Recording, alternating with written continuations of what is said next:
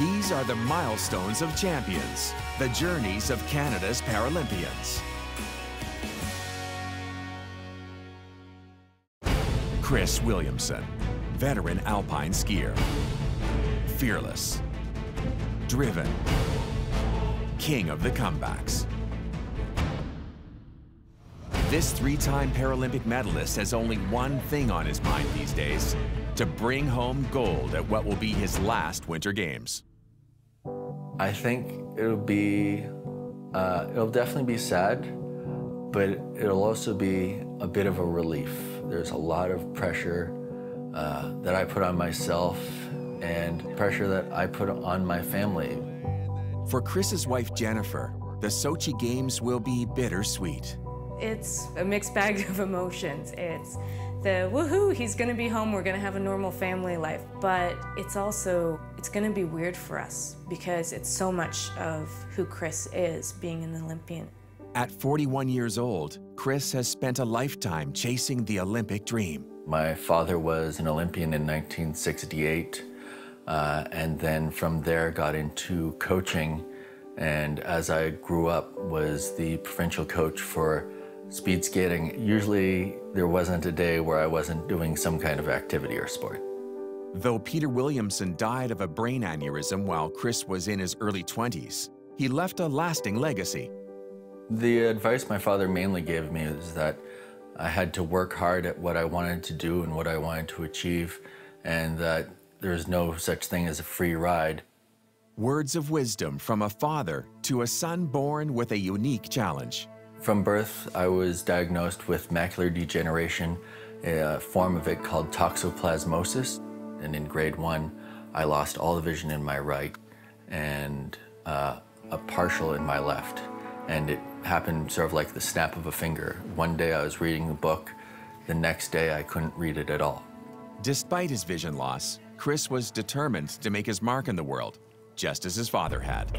Probably one thing that makes me the athlete I am, trying to be better than anyone else despite my disadvantage. Trying to be the fastest runner, be the best person out there in sport. After a short-lived speed skating career, Chris was introduced to the world of para-alpine skiing. From the start, it was clear he'd found his passion. Just the thrill of the speed and the excitement of trying to be the fastest person in the world and going at speeds that would scare most people. In no time, Chris was a main medal contender for the Canadian para-alpine team, winning gold, silver, and bronze medals at his first 2 Paralympics. When I went to Salt Lake City, watching him coming to the bottom of that hill and knowing that he had that winning time, it explained to me why people, when they saw the flag go up, they cried. Because that was me at the bottom of the hill that day. But a troubling pattern was emerging. Chris was having one mishap after another. In Salt Lake Games, I entered the opening ceremonies on crutches, and the Torino Games, I left the games in a wheelchair. I attribute most of my injuries to just trying to go fast and trying to be the fastest skier out there. While legally blind, Chris was barreling downhill at speeds exceeding 100 kilometers an hour.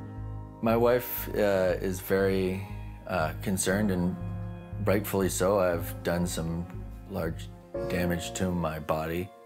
Heading into Vancouver, Chris said to me, he said, if I get injured during the games, I will retire. He said, there will be no more Paralympics for me. Vancouver 2010. Chris's chance to shine in front of a home crowd turned out to be the greatest disappointment of his career. I call it the worst week of my life. I went in being one of the top skiers in the world and came out with nothing. Walked away with no injuries. I also walked away with no medals. It was really hard to watch, to see his level of heartbreak. Didn't matter what was said. In his eyes, he had failed. The lure of just one more chance at Paralympic gold tugs at more than Chris's heartstrings. I would definitely say that coming out of Vancouver, that he is trying to prove himself. He wants to go out on his terms. Now, Chris might not even make it to Sochi after yet another recent injury.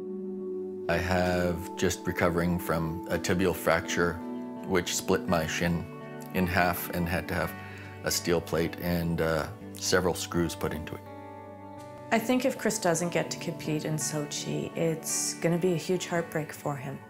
But he's got his eye on the prize, working hard to strengthen his fractured shin bone and remembering the words of another much-loved Olympian. He always wants to live up to his father's memory and expectations, so his father helps with his drive. My father always advised me that I shouldn't give up, and it should be my goal to always want to achieve better, be a better person, be a better athlete, have goals to set and try to reach them every time. Tyler Mosher, Colette Bourgonje, and Chris Williamson, 3 veteran Paralympians who never let injuries stand in their way. And looking back at their journeys, from tragedy to triumph, each of them knows what it takes to pick yourself up and get back on track. Tyler Mosher. It's okay to be depressed. It's okay to be angry. But at a point, you have to make the choice to be happy and to do what makes you happy. And you have to work through pain sometimes. And you have to try your best. And you have to be willing to fail. And not just fail once, but fail several times. Like I said, live your dream, be who you want to be. Live every day like it's your last, work every day like you're gonna live forever.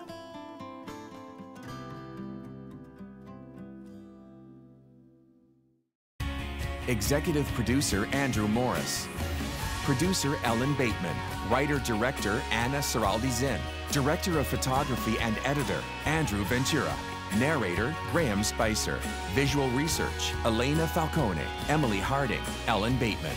Audio post Bruce Baclarian. Descriptive video consultant Emily Harding. Special thanks to the Canadian Paralympic Committee, Martin Richard, Julia Forbes, Alpine Canada, Nordic Cross Country Canada, Canada Snowboard, Whistler Blackcomb Resort, A4A Athletics, Profile Ski and Snowboard, 4AMI, Production Manager Kara Nye, Director Programming Brian Perdue, VP Programming and Production John Melville, President and CEO David Arrington. An Accessible Media Incorporated original production.